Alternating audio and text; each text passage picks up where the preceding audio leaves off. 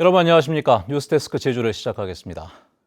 코로나19가 대유행하지 않을까 우려의 목소리가 나오면서 수도권을 중심으로 사회적 거리 두기를 강화하고 있는데요. 제주도는 당분간 현행 체계를 유지하는 대신 마스크 착용을 의무화하는 행정명령을 검토하고 있다고 합니다. 김찬영 기자의 보도입니다. 지난 13일부터 열람실을 개방한 제주시내 한 공공도서관입니다. 이용객들은 모두 발열 검사를 하고 좌석 거리는 1m 이상으로 이용객 수는 3분의 1로 줄였습니다. 코로나 발생 6개월 만에야 개방됐지만 최근 전국적인 확산세가 이어지면서 불안감이 다시 커지고 있습니다.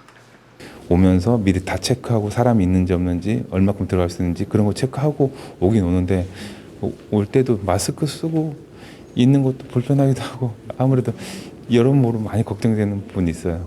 여기도 지금 이제 거리두기를 하고 있기 때문에 저희들이 안전하게 잘 이용한다면 무리 없이 이제 잘 추가 확진 없이 잘 되지 않을까, 이용할 수 있지 않을까 생각하고 있어요. 코로나 신규 확진자가 연일 세 자릿수를 기록하면서 서울과 경기도 등 수도권 지역은 사회적 거리두기를 2단계로 격상했습니다.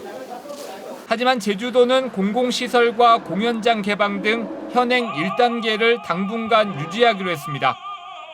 다만 확진자 방문 가능성이 높아진 만큼 공항만과 주요 관광지에 대한 방역을 강화하고 오는 26일 예정이던 실내 체육시설 개방은 미루기로 했습니다. 또 영화관과 전통시장 등 31개 시설을 방문할 때 마스크 착용을 의무화하고 과태료나 벌금을 물릴 수 있는 행정명령을 검토하고 있습니다. 그 마스크 착용하지 않으면 입장을 못하도록 이렇게 제재를 할 겁니다. 제1번이 마스크 착용입니다. 이것만 도민께 준수해 주시면 우리가 2단계 격상하지 않아도 별 문제가 없을 것입니다.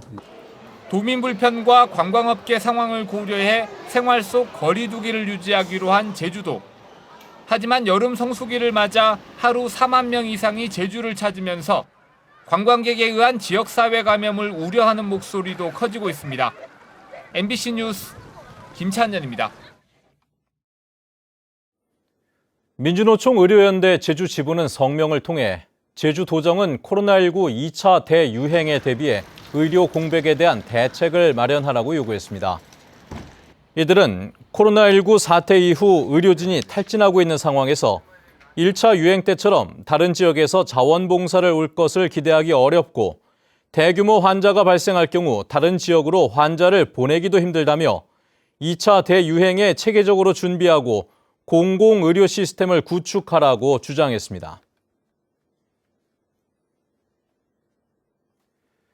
이번에 집단 감염이 발생한 서울 성북구 사랑제일교회를 방문한 제주도민은 12명으로 파악됐습니다. 제주도는 지난 7일부터 13일 사이 사랑제일교회를 방문한 제주도민 12명의 명단과 연락처를 중앙방역대책본부로부터 통보받았다고 밝혔습니다. 이 가운데 10명은 진단검사 결과 음성 판정을 받았고 1명에 대해서는 검사가 진행 중이며 1명은 광주에 치료 중인 것으로 확인됐습니다. 한편 서울 광진구 코로나19 확진자의 3차 감염자인 26번째 확진자가 입원 30일 만에 오늘 퇴원했습니다. 원희룡 지사의 지난 광복절 기념식 발언과 관련한 논란이 일파만파 확산되고 있습니다. 이성문 교육감은 오늘 모멸감을 느꼈다고 비판을 했고 4.3 단체까지 해명을 요구하고 나섰습니다. 김항섭 기자의 보도입니다. 논란은 김원웅 광복회장의 기념사에 대한 원 지사의 발언에서 시작됐습니다. 친일 세력 청산에 대한 기념사를 정면으로 반박했습니다.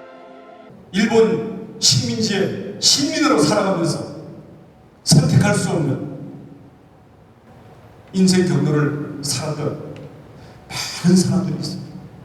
모두가 독립운동에 나서지 못했지만 식민지 백성으로 살았다는 것이 죄는 아닙니다. 광복절 기념식에 함께 참여했던 이성문 교육감은 뒤늦게 기자회견을 통해 역사를 역행하는 발언으로 모멸감을 느꼈다고 비판했습니다. 또 기념식에서 4.3을 상징하는 동백꽃 배지를 달지 않은 것은 행사장 도착 5분 전 갑작스런 제주도의 요청에 따른 것으로 대표 기관장으로서 부끄러운 과오를 저질렀다며 사과했습니다. 아울러 강복절을 빼놓고는 이야기할 수 없는 4.3을 상징하는 동백꽃 배지를 떼고 기념식에 참석한 부끄러운 과오를 보여드렸습니다. 제주 대표의 기관장으로서 4.3 단체들은 동백꽃 배지를 가슴에서 떼낸 이유를 원희룡 지사가 직접 해명하라고 요구하고 나섰고 민주당은 연일 비판을 이어가고 있습니다. 오영훈 의원은 자신의 SNS를 통해 원 지사가 신민이라고 표현한 것은 3.1 기미 독립정신에 정면으로 배치되는 것이라고 비판했고 박원철 도의원은 도민 전체를 극우로 만든 발언이라고 평가했습니다. 전 국민에 대한 모독이고 모멸이라고 모멸감을 심어준 발언이라고 저는 봐요. 정말 과연 제주도지사 측에 연연해 하지 말고 하고 싶은 얘기를 다 하시면서 뭐 그런 길을 찾는 게.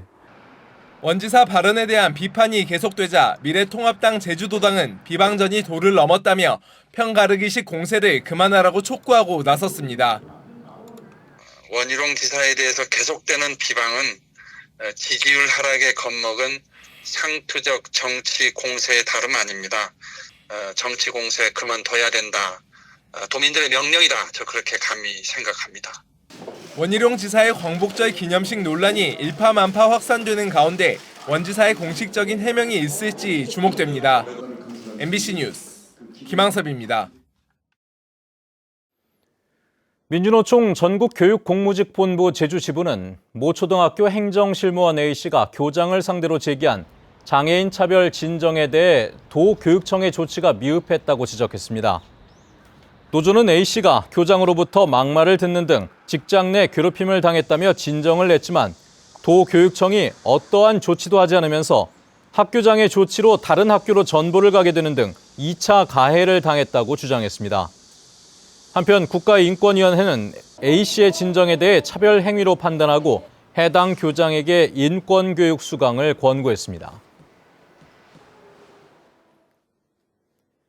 제주에서도 청소년들이 학교에서 자유와 권리를 누릴 수 있도록 보장해 주자는 학생 인권조례 제정이 추진되고 있습니다. 그런데 도의회 심의를 앞두고 교육계 안팎에서 찬반 논란이 뜨겁습니다. 조인호 기자입니다. 도의회 정문을 사이에 놓고 서로 다른 플랜카드를 든 사람들이 모였습니다.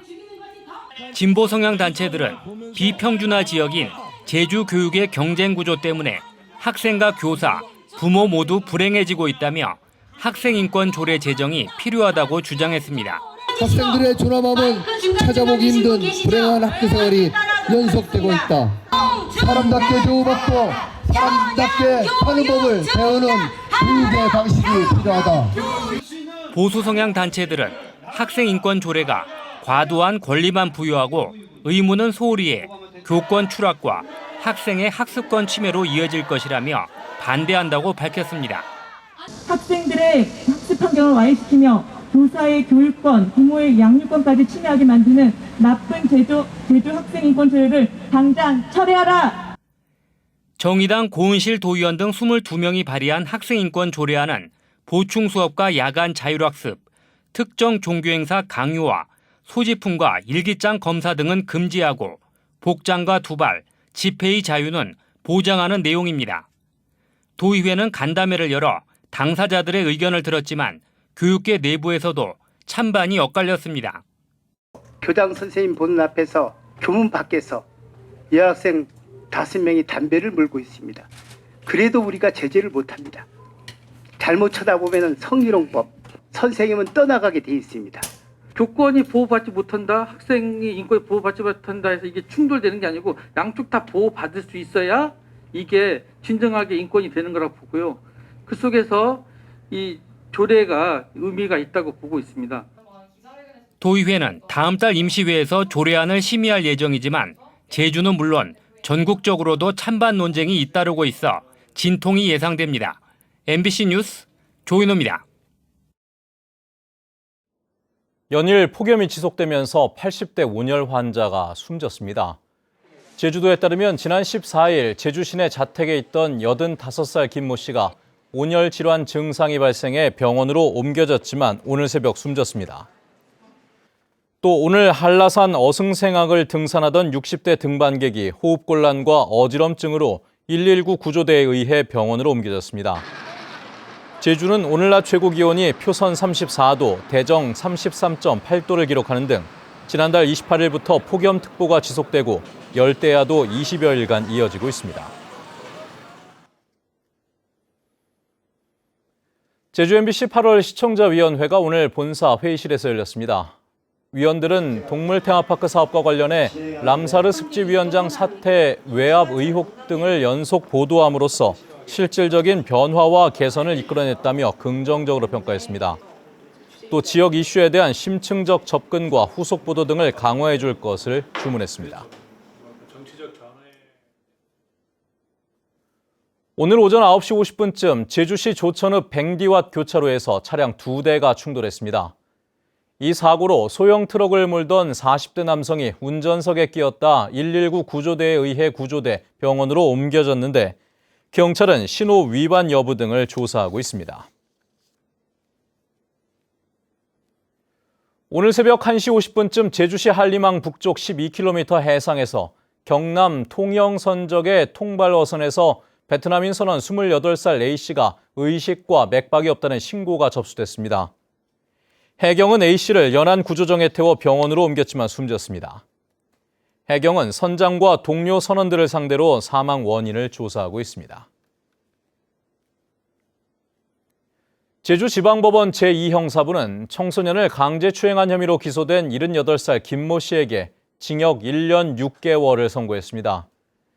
김 씨는 지난 3월 제주시 한림읍에서 노영동으로 가던 버스 안에서 16살 여학생의 신체 일부를 만진 혐의로 기소됐습니다.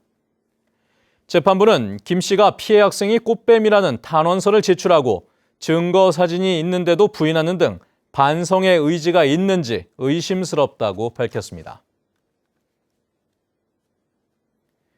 제주문화예술재단 근로자위원회는 성명을 발표하고 이승택 이사장의 독단적인 졸속 인사를 규탄한다고 밝혔습니다. 이들은 직원 설문조사에서 80%가 조직 개편에 반대한 데다 외부 기관의 경영 진단 결과가 이달 말에 나올 예정인데도 이승택 이사장이 광복절 연휴 직전 직원의 80%를 이동시키는 인사발령을 발표하고 병가를 신청한 직원에게 모욕적인 발언과 함께 원거리 사무소로 보내는 보복성 인사를 했다고 주장했습니다. 뉴스데스크 제주였습니다. 시청해주신 여러분 고맙습니다.